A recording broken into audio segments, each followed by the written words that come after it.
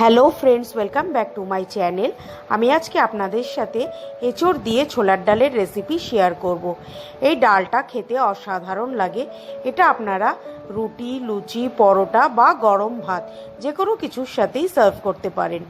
তাহলে চলুন রেসিপিটা দেখে নিই। এখানে আমি একটা এঁচোড়কে খুব ভালো করে কেটে ধুয়ে নিয়েছি। এবার এটাকে আমি একটা প্রেসার কুকারে নিয়ে নেব। এটাতে আমি 1 কাপের মতো একটু জল দেব, সামান্য একটু নুন দেব আর অল্প একটু হলুদ গুঁড়ো দেব।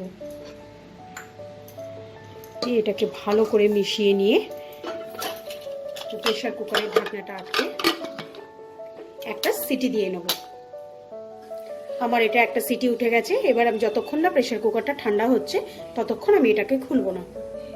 প্রেসার কুকারটা আমার পুরোপুরি ঠান্ডা হয়ে যাওয়াতে আমি এটাকে খুলে নিয়েছি। এবার এই এঁচোড়টাকে আমি জল থেকে ছেঁকে তুলে নেব।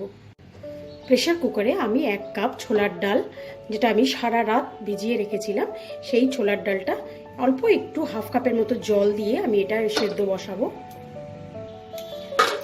প্রেসার কুকারের ঢাকনাটা বন্ধ করে দিয়ে আমি এই ডালটাকেও 2টো সিটি দিয়ে নেব। ডালটা সেদ্ধ হয়ে গেছে, ঠিক এরকম ভাবে সেদ্ধ করতে হবে। টিপ দিলে নরম হয়ে গেছে কিন্তু গলে যাবে না। আমি গ্যাসে একটা কড়াই বসিয়ে নিয়েছি। এতে আমি 2 টেবিল স্পুনের মতো সর্ষের তেল দিয়ে ভালো করে তেলটাকে গরম করে নেব। তেলটা গরম হয়ে গেছে। এতে আমি 2টো আলু ডুমো ডুমো করে কেটে নিয়েছি। এই আলুটাকে লাল করে ভেজে নেব। আলুটা যখন আমার অল্প ভাজা হয়ে আসবে তখন আমি এতে সেদ্ধ করে রাখা এঁচোড়টাকেও দিয়ে ভালো করে ভেজে নেব।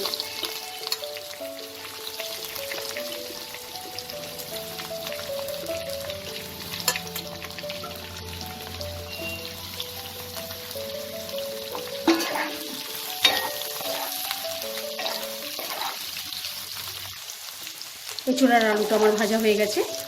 এগুলোকে আমি তুলে নেব।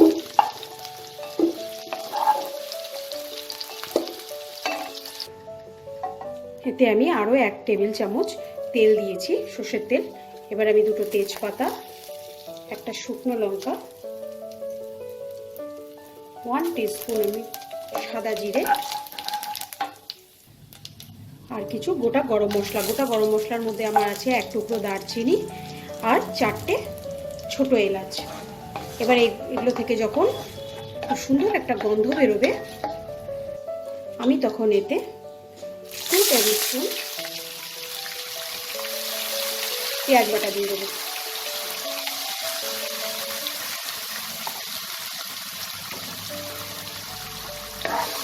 পেঁয়াজটা দিয়ে খুব ভালো করে লাল করে ভেজে নেব।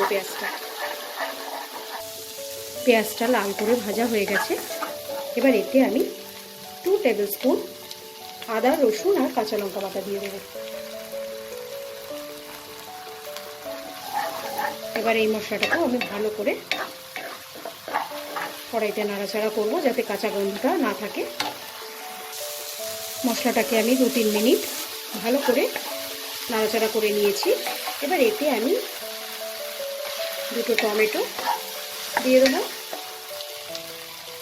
1/2 টিস্পুন হলুদ গুঁড়ো, 1 টিস্পুন জিরে গুঁড়ো আর 1/2 টিস্পুন ধনে গুঁড়ো আর পরিমাণ মতো নুন। খেয়াল রাখতে হবে, এই এঁচোড়টাতে আমি নুন দিয়ে সেদ্ধ করেছিলাম, তাই নুনটাকে বুঝে দিতে হবে। আর সামান্য একটু জল দেব, 2 টেবিল স্পুনের মতো একটু জল দেব। দিয়ে মশলাটাকে ভালো করে এবার কষিয়ে নেব।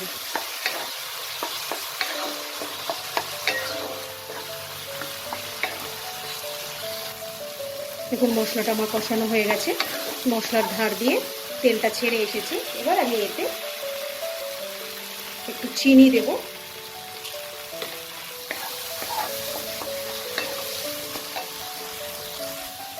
চিনিটাকে মিশিয়ে নিয়েছি। মশলাটা আমার খুব সুন্দর কষানো হয়ে গেছে।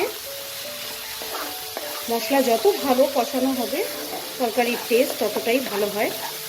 আমার মশলাটাকে আমি দেখতেই পাচ্ছেন খুব সুন্দর করে কষিয়ে নিয়েছি। এবার আমি এতে ভেজে রাখা আলু আর এঁচোড়টা দিয়ে দেবো। দিয়ে এই আলু এঁচোড়ের সাথে মশলাটাকেও খুব ভালো করে মিশিয়ে নেব।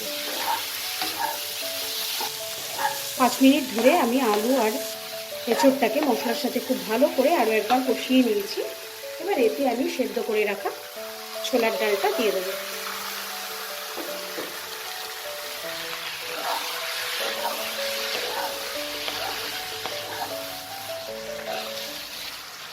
ভালো করে মিশিয়ে নেব। ডালটাকে ভালো করে মিশিয়ে নিয়ে এবার আমি জল দিয়ে দেবো। জলটা আমি আরেকটু দেব, কারণ আলু আর এঁচোড়টা আরেকটু সেদ্ধ হবে।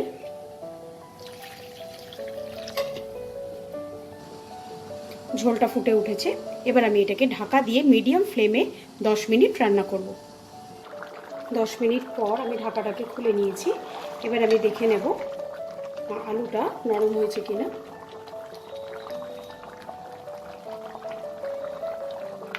হ্যাঁ, আলুটা পুরো সেদ্ধ হয়ে গেছে।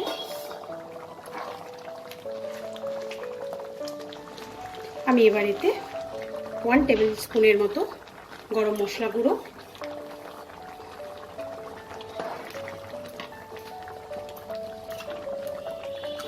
1 টিস্পুন ঘি দেব। দিয়ে গ্যাসের ফ্লেমটাকে অফ করে দিয়ে আমি ঢেকে 10 মিনিট এটা স্ট্যান্ডিং টাইমে রেখে সার্ভিং বলে বেড়ে নেব। এঁচোড় দিয়ে ছোলার ডালের রেসিপিটা আমার সার্ভিংয়ের জন্য একদম রেডি। আপনাদের যদি আজকের ভিডিওটা ভালো লাগে লাইক শেয়ার করবেন। আর যারা ফার্স্ট টাইম আমার চ্যানেলটাকে ভিজিট করছেন তাদেরকে অনেক অনেক অনুরোধ, আপনারা প্লিজ আমার চ্যানেলটাকে সাবস্ক্রাইব করে আমার পাশে থাকবেন।